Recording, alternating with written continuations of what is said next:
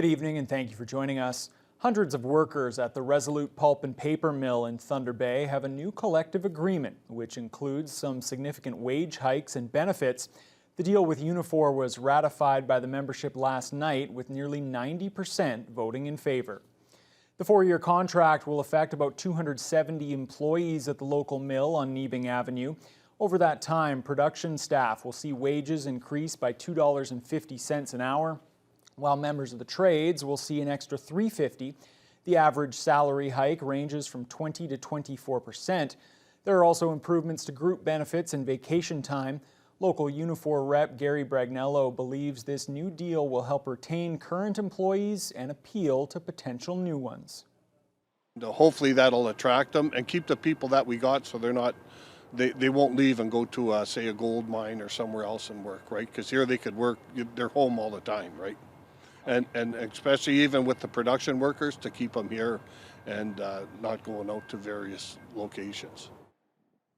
The deal is considered a model contract for the paper industry in eastern Canada.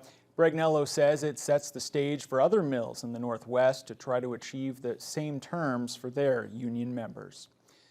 A Thunder Bay man who secretly videotaped hundreds of girls and young women has been sentenced to nearly 4 years in prison. 43-year-old Brent Mahagan pleaded guilty last month to 5 counts of making child pornography, 4 counts of voyeurism for sexual purposes, and 1 count of criminal harassment. The court heard he used a hidden pinhole camera to make videos of more than 300 victims, some of them in change rooms and at local gyms and swimming pools. With credit for time served, Mahagan will serve another 38 months in custody. Well, who would have thought that gas at just under $2 a litre would be a break for drivers? Gas prices fell across much of the province overnight, but the relief is expected to be temporary. As Siobhan Morris tells us, gas prices were the big issue on the Ontario campaign trail today. Things are so out of whack that as the price of gas dips below $2 a litre, $1.96 is right now is the very cheap. priorities have shifted. I eat out less, go out less, but I gotta get to work, right? There's an old saying in life. The PCs and Liberals are aligned on a tax cut in time for the next holiday weekend. Both are promising a 5.7 cent a litre drop in the gas tax and 5.3 cents off the fuel tax for diesel. Legislation has this starting July 1st, running until the end of the year. It's not just going to make life more affordable at the pumps, it's going to help throughout the rest of the supply chain. So the cost of food will also come down. PC leader Doug Ford won't say if he's open to extending the cut, but is pushing Ottawa to help, pausing the carbon tax on gas. Even if it's temporary, the carbon tax, you got to give people a break. We've been working so well with the federal government. I'm always going to ask them, please knock off the 11 cents. The NDP would cancel the July 1st cut instead. This is a plan for larger and more permanent savings. Pitching regulation of gas prices, something Atlantic provinces have implemented, but it hasn't necessarily translated to lower prices. We're going to have the Ontario Energy Board set the maximum price each week, not greedy gas companies. Do you know how much money we're saving doing this compared to the other parties? From his first day on the campaign, Mike Schreiner's focus has been on cars that run on electricity, not gas. He's floating rebates to ensure that average folks can afford an electric vehicle or an electric bike to get around with low-cost, clean transportation. Schreiner also wants to build more walkable communities so driving is less necessary. That was CTV's Siobhan Morris. Another Thunder Bay street has been closed due to washout damage. City officials say Lion Boulevard between Algoma Street and Arundel will be shut down for emergency culvert and washout repairs. The work will begin on Tuesday, and it's unclear how long it will take.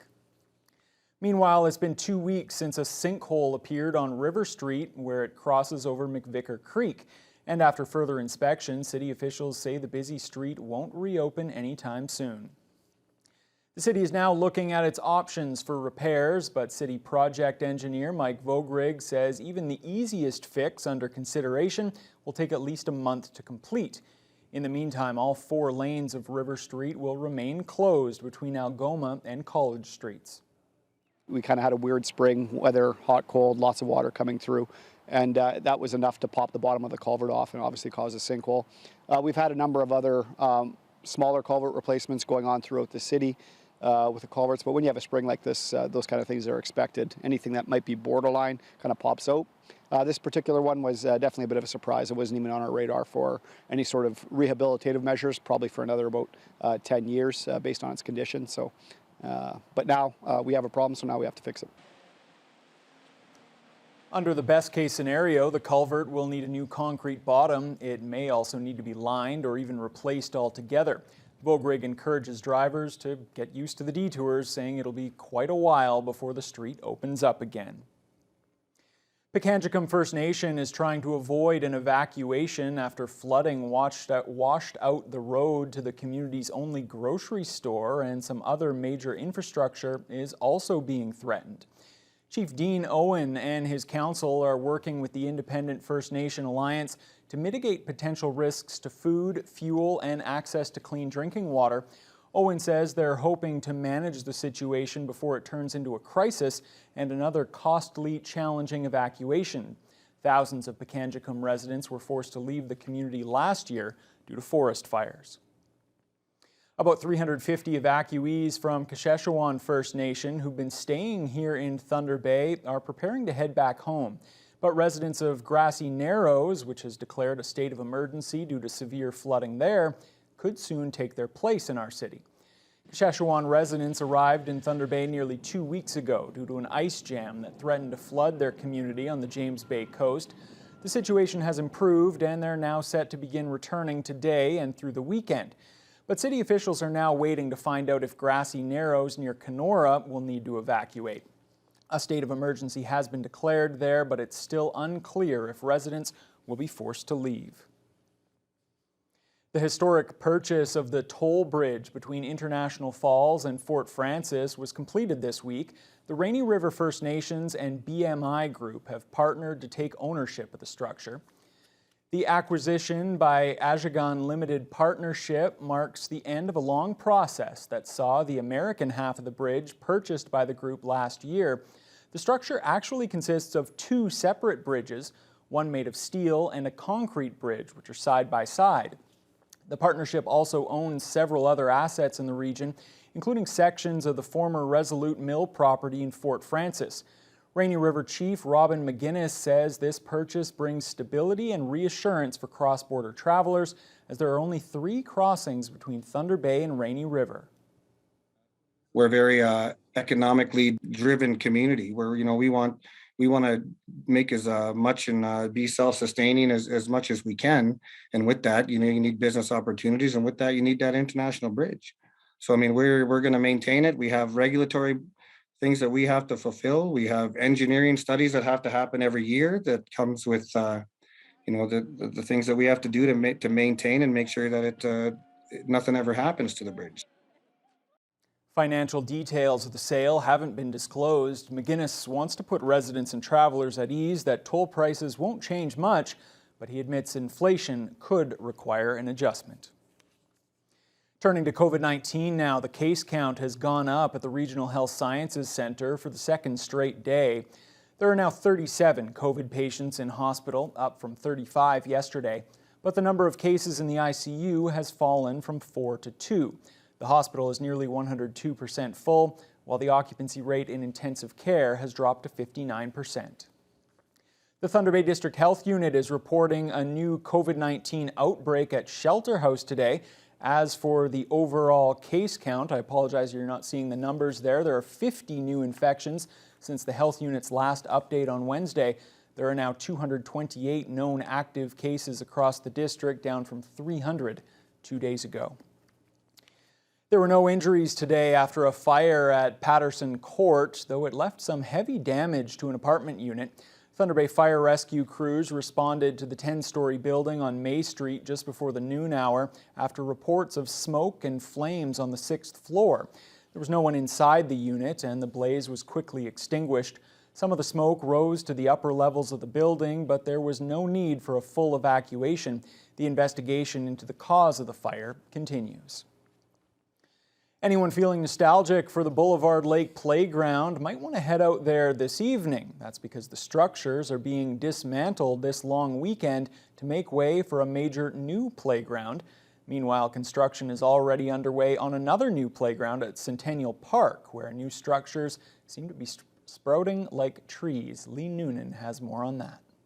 The new playground at Centennial is woodland adventure themed and will feature a zip line, treehouse-like pods, ground level activities tucked away into the woods, as well as more traditional elements like slides and climbers. Werner Schwar, City Supervisor of Parks and Open Space Planning, says it will be the first wooden play structure built in the city in a long time, since structures built with pressure-treated wood fell out of fashion. It's made with a special hardwood that is more rot resistant naturally and also less prone to splintering. So we think that the kids will really like something different, and it really looks like more it belongs in the forest. The new playground is expected to open mid-summer.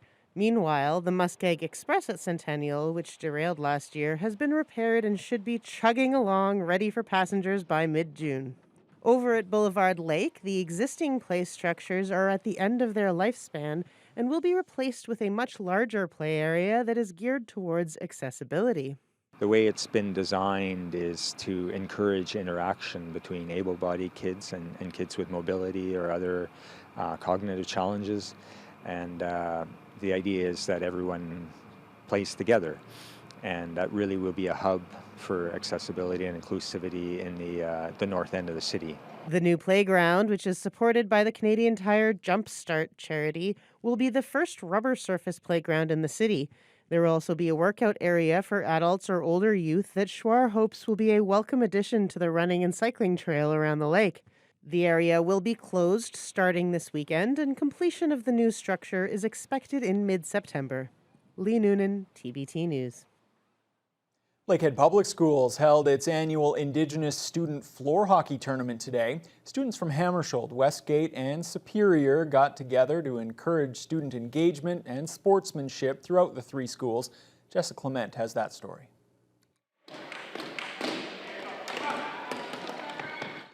Around 50 Indigenous students from the three public high schools gathered in the Superior Gymnasium for the floor hockey tournament.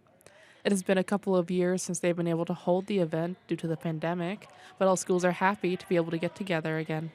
Superior teacher Braden McDougall helped organize the event and says their main focus was to build a community and friendships between the students. For the last couple of years, we've been kind of lacking this coming together because of COVID, and it's really an awesome opportunity for them to actually come together this year.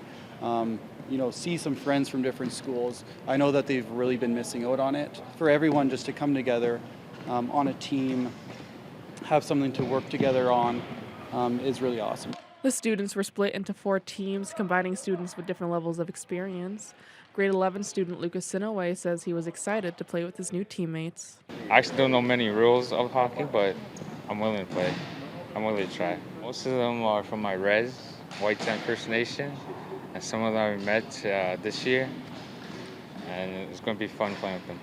There are no prizes for the winning group of the tournament, but McDougall says that every participant will get a customized water bottle with the 3 school mascots to signify them coming together for this event. Jessica Clement, TBT News. Well, 25 local students capped off their elementary school journeys in style last night as they were presented with a Lakehead Public Schools Grade 8 Award of Excellence. The annual award is presented to one graduating student from each elementary school in the Lakehead Public School Board. The award recognizes students who show not just academic success, but also leadership and community involvement. Sophia Martins was the winner for Valley Central. She was recognized for her academics and volunteering around the school and in the community with Onwa and as a kids hockey coach. She says she's been striving for the award since grade 5, and her ambitions don't stop there. I want to be a pediatric nurse. So, hopefully I'll just be something in the medical field or a teacher, something with kids. I really like kids. So when you're up at the mic speaking or introducing students, it's easy to get a laugh because everybody's smiling already. Parents are proud, students are proud, principals and teachers are proud, and we're all proud of these students. Although two of the winning students weren't able to attend, this was the first time since the start of the pandemic that the award ceremony was held in person, with educators, parents, and special guests in attendance to cheer on the winning students. And congratulations to all of them. Well, it was an exciting night for about 3,000 young people at Fort William Gardens last night as one of North America's top hip-hop artists, Polo G, made a stop in the city. The crowd outside the Gardens was packed, mainly with teenagers, when the door opened at 7 p.m. The lineup carried around the building and all the way down Vickers Street. There were plenty of delays getting through that line as security guards used metal detectors on all the ticket holders coming in. Eventually, though, the process sped up and everyone was able to enter in time for the main part of the concert, which was delayed by more than an hour. The crowd went wild for the second last rapper of the night, Sheck Wes, and his song Mo Bamba, but the man everyone was waiting for was Polo G, the Chicago rapper who's had a number of hit songs on the Billboard charts.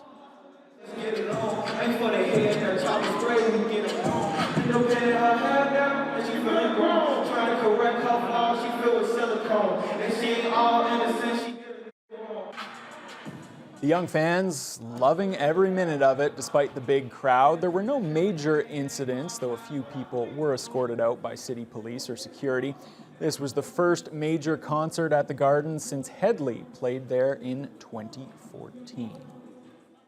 Well, a lot of fun. Mitch, good to see concerts.